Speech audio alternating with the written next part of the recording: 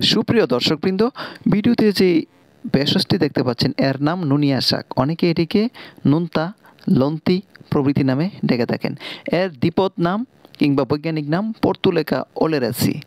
এটি পর্তুলেকাসি পরিবারের অন্তর্ভুক্ত একটি শাক জাতীয় ভেষজ উদ্ভিদ।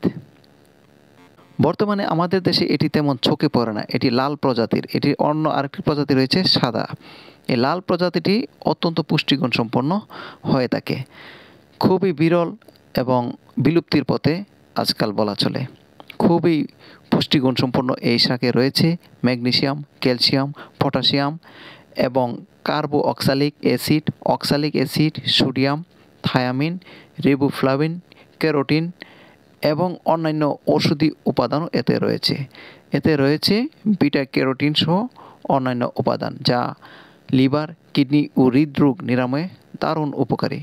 এটি মস্তিষ্কের স্মৃতিশক্তি বৃদ্ধিতেও ভালো কাজ করে। তবে মনে রাখবেন, এই শাকটি রান্না করার সময় পুরোপুরি জ্বালিয়ে পুড়িয়ে রান্না করবেন না, অর্ধসিদ্ধ করে রান্না করবেন এবং কখনো লবণ দিবেন না। এতে প্রচুর পরিমাণে প্রাকৃতিক লবণ রয়েছে, অর্থাৎ খনিজ লবণ রয়েছে।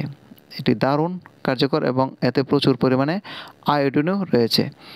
খুবই উপকারী এবং ঔষধি গুণসম্পন্ন এই ভেষজটি।